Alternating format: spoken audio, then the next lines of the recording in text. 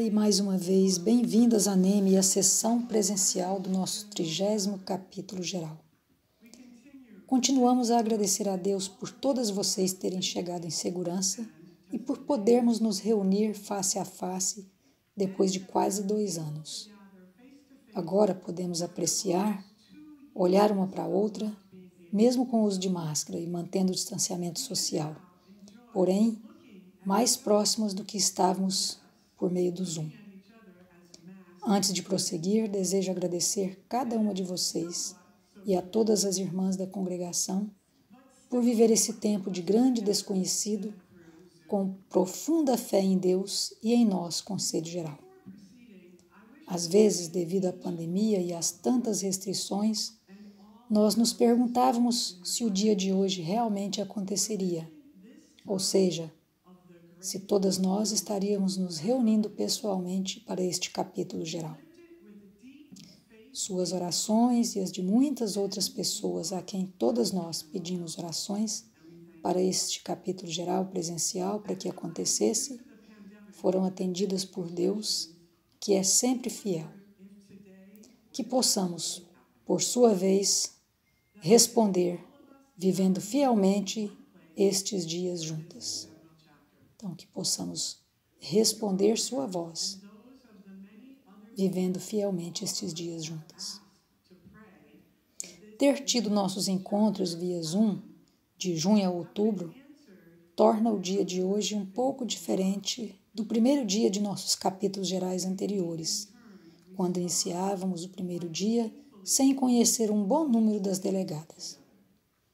Quando vocês olharam ao redor da sala de jantar ontem e da capela esta manhã, realmente não há pessoas estranhas, porque todas vocês estiveram presentes nas sessões plenárias do Zoom e com algumas de outras nós, vários grupos menores.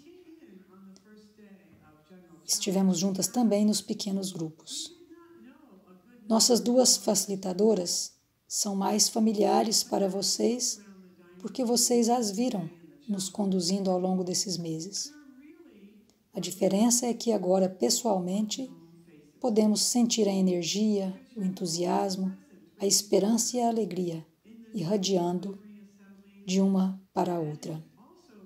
Nosso carisma, que nos chama a ser relacionais, nos incentiva a nos conhecermos mais umas às outras durante os intervalos e em outros grupos, e sentir a paixão da outra por determinados assuntos e a entender melhor o que alimenta a esperança e o espírito uma da outra. Esta é uma parte sagrada e importante da caminhada capitular. Portanto, valorize-a. Obrigada por sua participação no belo ritual de abertura que nos deu a oportunidade de nos envolver com o logotipo do capítulo geral, suas cores vibrantes e diversidade criativa, enquanto nós, em essência, preenchíamos os rostos das 3 mulheres em nosso logotipo. Seus rostos refletiram onde estamos atualmente presentes para nossos queridos próximos e onde somos chamadas a nos mover para novas áreas de necessidade nesse espectro colorido. Diariamente, entramos e saímos do nosso centro, enraizadas no Deus triuno, na Eucaristia, apoiadas e nutridas pelas muitas maneiras, do jeito que, como mulheres, partimos e partilhamos o pão juntas. Somos Eucaristia uma para a outra, como comunidade, como congregação. Sim, já somos mulheres imersas no Espírito e conectadas ao mundo. Mas, como vimos de nossas irmãs em suas avaliações, suas respostas às várias reflexões pré-capítulo e suas esperanças, e em nossas próprias sessões via Zoom, desejamos mais profundamente estar enraizadas no Espírito e abertas a novas e mais profundas conexões com o mundo. Como congregação, rezamos com a encíclica Fratelli Tutti e repetimos nossa esperança de ser como o bom samaritano, de nos deixar abaixar e tocar as feridas do nosso querido próximo. Este é um exemplo de uma conexão profunda, compartilhando nossa própria vulnerabilidade com os mais vulneráveis em nosso mundo. Essa ideia de encurvar-se para tocar as feridas de outra pessoa não é tão fácil para nenhuma de nós. Isso faz com que tomemos um tempo, que estiquemos nossos músculos para alcançar o outro, que muitas vezes nos faz sentir ou lembrar de nossas próprias feridas, nossas próprias fragilidades. Em retrospectiva, podemos dizer: "Oh, que momento de graça foi aquele quando ajudei uma pessoa ferida." Mas, como estamos no processo de nos encurvar e tocar a ferida do outro, nos sentimos humildes? Sim, mas também podemos nos sentir em conflito e sem a capacidade para ajudar. Podemos nos perguntar se realmente está ao nosso alcance ajudar essa pessoa. Posso realmente olhar para suas feridas e ser mudada por elas? Mas mesmo enquanto ponderamos sobre isso, somos preenchidas com a graça de fazê-lo.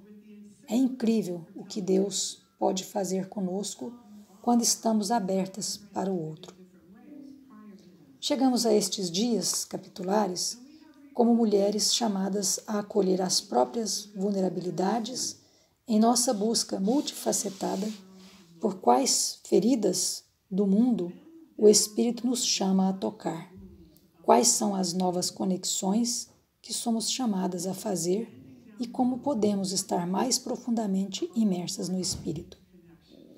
Os capítulos são um momento para sonhar juntas, para ouvir as esperanças e ideias umas das outras, para usar nossa imaginação, para ver novas pinturas que retratam nosso caminho, o horizonte, o futuro.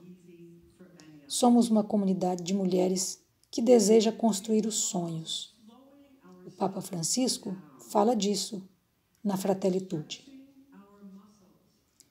Aqui temos um segredo esplêndido que nos mostra como sonhar e fazer da nossa vida uma aventura maravilhosa. Ninguém pode enfrentar a vida sozinho.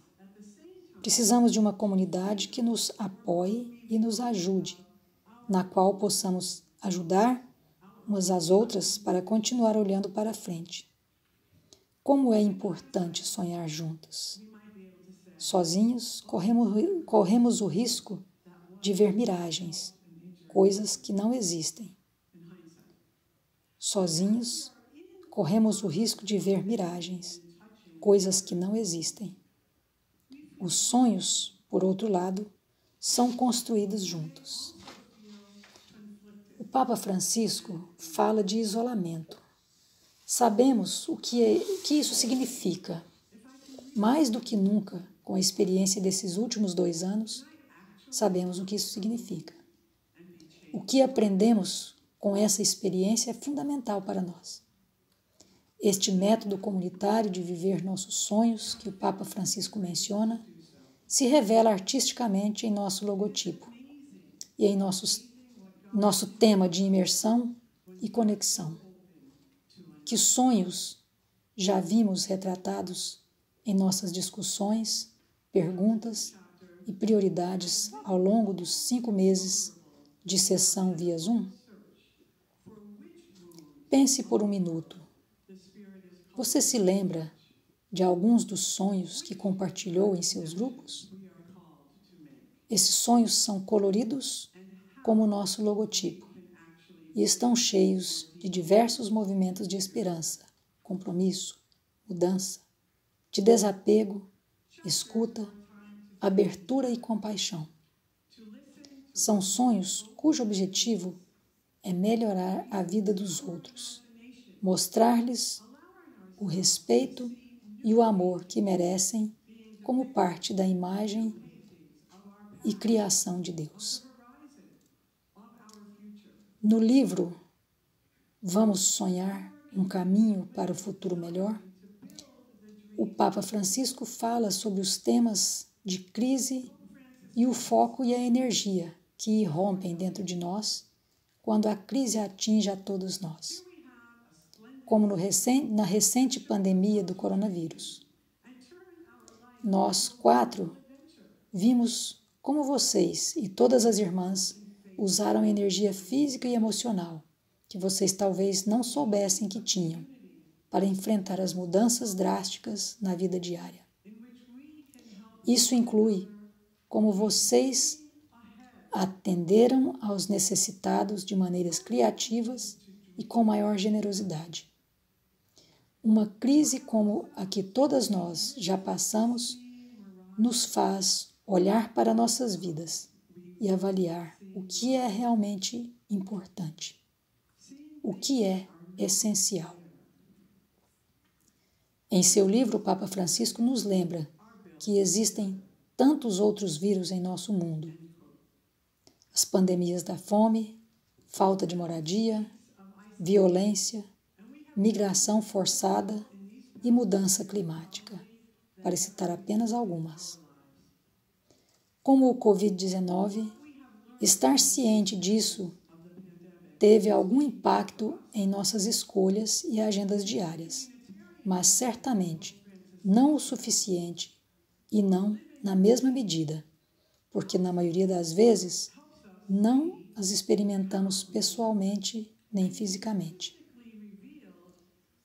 Hoje e ao longo dessas semanas juntas, este é um momento de sonhar alto, de repensar nossas prioridades, o que valorizamos, o que queremos, o que buscamos, e de nos comprometermos a agir em nossa vida diária de acordo com o que sonhamos. Estas últimas palavras não são minhas, são as palavras do Papa Francisco, mas poderiam ser minhas palavras para nós, suas palavras para mim, as palavras de seus sonhos, nossos sonhos, palavras que talvez já dissemos antes. Este capítulo não é um momento de crise para nós, como fala o Papa Francisco. Em vez disso, é um momento sagrado, quando nós, como congregação, escolheremos viver essas palavras, sonhar grande, mudar nossas prioridades e estar mais plenamente envolvidas nessas outras pandemias, ou escolhermos fazer a mesma caminhada que o sacerdote e o levita fizeram na parábola do bom samaritano. Distanciar-nos, caminhar para longe. É nossa livre escolha fazê-lo, como indivíduos, como comunidades e como um só corpo. Qual a melhor maneira de nos ajudarmos a fazer a escolha certa que reflita nossa verdadeira vocação, a escolha que é viver nosso carisma, que é sermos mulheres do Evangelho e nos comprometermos plenamente com ele? Já que falamos de sonhos, gostaria de lhes contar uma história. Histórias e sonhos são semelhantes, geralmente divertidos de ouvir e muitas vezes trazem uma mensagem para nós. Até mesmo um caminho a seguir. Essa história pode nos dar a resposta para o como podemos melhor ajudar umas às outras. Era uma vez um pinheiro. Mário. Era tão antigo quanto as árvores pinheiro, bem alinhado e marcado pelo tempo, pelo calor e pelos golpes aleatórios dos céus que distribuíam chuva e raios e relâmpagos. A cada ano, a árvore criava o seu novo significado, desfazendo-se ritualmente da pele tênue, até que uma camada grossa cobrisse seus pés e suavizasse seus alongamentos no espaço ao redor. Alguns centímetros de cada vez. parecia com todas as outras árvores na floresta, exceto por uma pequena coisa. No interior da árvore vivia uma raposa. Cada vez mais, com o tempo, a árvore se perguntava o que a raposa faria por um lar quando a árvore caísse devido à fragilidade de sua estrutura interna. Antes que isso acontecesse, a árvore decidiu que precisava encontrar um lar para sua hóspede, a raposa.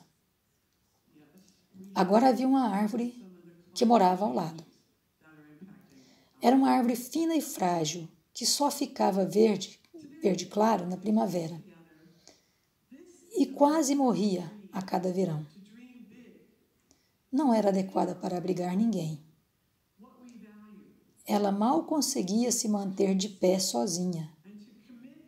Mas as árvores estavam perto há anos e um dia o pinheiro compartilhou sua preocupação com a casa da raposa, com a sua amiga tão frágil. Agora a árvore estava fina, mas era jovem, como árvores são, e ainda estava crescendo rapidamente. Ela teve uma ideia. Por que eu simplesmente não mudo um pouco e começo a crescer entre as suas raízes, bem ao lado de suas cicatrizes? Isso fortalecerá a sua base e ainda proverá à raposa um lugar para morar por muito tempo. E posso até viver mais um pouco, já que não me saio muito bem sozinha quando as estações mudam e minha fina camada começa a rachar e tremer. A árvore jovem rastejou e a velha aprendeu a acomodar suas imperfeições em seu interior. E a raposa, por sua vez, ficou feliz. Se você escutar, vai ouvir a floresta silenciosa, o segredo das árvores. Inclinar-se pode fazer você viver eternamente e seus lugares mais frágeis podem se tornar a casa para outra pessoa. Inclinar-se pode fazer você viver eternamente e seus lugares mais frágeis podem se tornar a casa para outra pessoa. Perguntamos como podemos nos ajudar melhor. Nesta história, vemos as duas árvores abertas ao novo. O novo que dará vida ao terceiro personagem, a raposa. A árvore mais velha e maior articula a necessidade da raposa por um lar robusto, e a árvore mais jovem e frágil vê uma possibilidade. Mas ambas as árvores tiveram que se soltar. Ambas tiveram que se mover ou mudar e estar dispostas a se estabelecer em uma nova terra ou uma nova posição de inclinação para que as raízes pudessem crescer. No processo de mudança e reassentamento, elas criaram um lar mais permanente para a raposa. Ao mesmo tempo, o fato de se inclinarem uma para a outra fortaleceu cada uma delas. Elas estavam abertas a um processo de mudança e a tudo o que fosse necessário.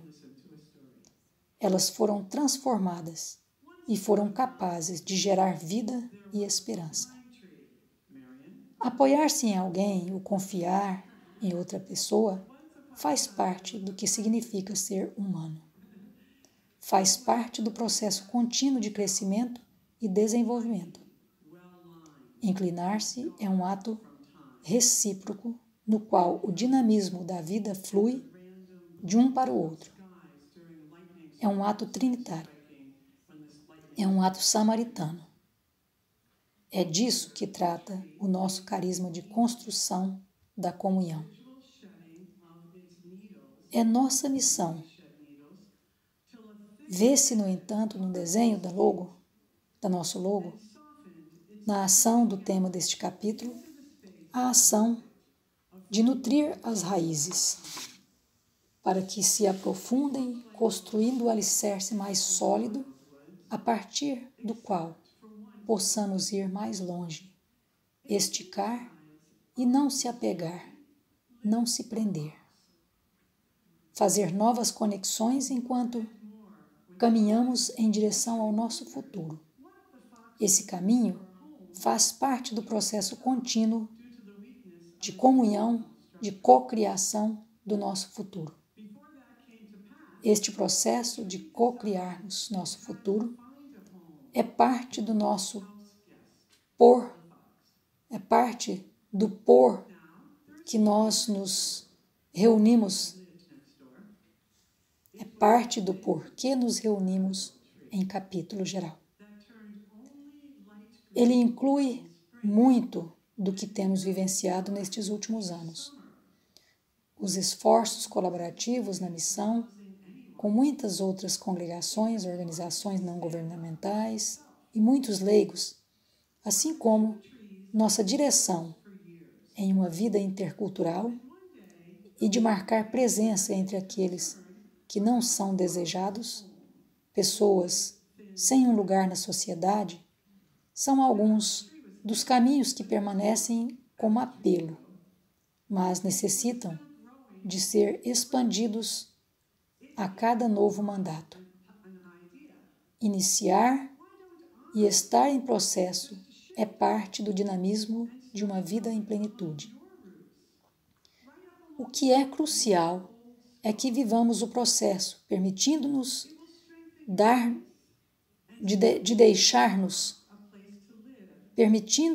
de nos deixar transformar pessoalmente e como congregação. A vida passa muito rapidamente e em nós precisamos estar atentas e flexíveis, ajustando-nos ao apelo de colocar nossas raízes em solo que não nos seja muito familiar. Vamos parar um minuto, pensar na história e nos apelos e nos perguntar: inclinar é uma atitude ou disposição que acolho em meus relacionamentos, na função que desempenho no meu serviço? Em caso afirmativo, de que forma faço isso? Se não, por que não o faço? Irmã Elizabeth Johnson, uma irmã de São José de Brentwood, Nova York, é uma teóloga cujos livros leio com frequência. Sobre este tópico de transformação e fortalecimento mútuo, ela nos oferece o seguinte: as mulheres conhecem o avanço da sua própria força, geralmente sob ameaça. O tipo de poder que elas evidenciam é vital. Um vigor poderoso que se estende e desperta a liberdade e a força em si mesmo e nos outros. Transforma as pessoas e as conecta umas às outras e ao mundo. Transforma as pessoas e as conecta umas às outras e ao mundo. E funciona de forma relacional. O que Elizabeth fala é realmente como se parece o nosso carisma vivo. É da nossa própria história que ela fala. Uma história cheia de mulheres de força e vitalidade, mulheres que capacitaram outras pessoas para tocar as feridas de muitas pessoas em todo o mundo. Nossas irmãs, que constituem nossa comunhão de santos, trilham o mesmo caminho. Hoje trouxemos os números das nossas irmãs que faleceram nesses últimos 6 anos, que viveram o nosso carisma de comunhão e devem continuar este vigor que capacita a vivência do Evangelho, que é transformadora. Sim, irmãs, se escutarmos, ouviremos, não apenas na floresta silenciosa, mas no silêncio desta sala. o segredo das árvores, o nosso segredo. Inclinar-se pode nos fazer viver para sempre, e nossos lugares mais frágeis podem ser a casa de outra pessoa. Podemos nos permitir esse dom de transformação? Podemos oferecer nosso apoio neste processo como um dom de umas para as outras? Vamos convidar outras mulheres e homens leigos para se juntar a nós neste processo transformador?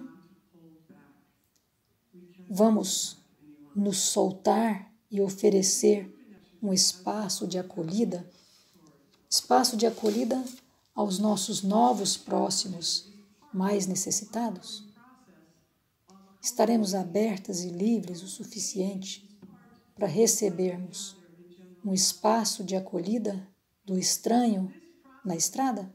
Eu termino com uma estrofe da música Que todos os que vêm atrás de nós nos encontrem fiéis, de Steve Green. May all who come behind us find us faithful. Obrigada e que Sofia, a sabedoria, continue a abençoar a todas nós.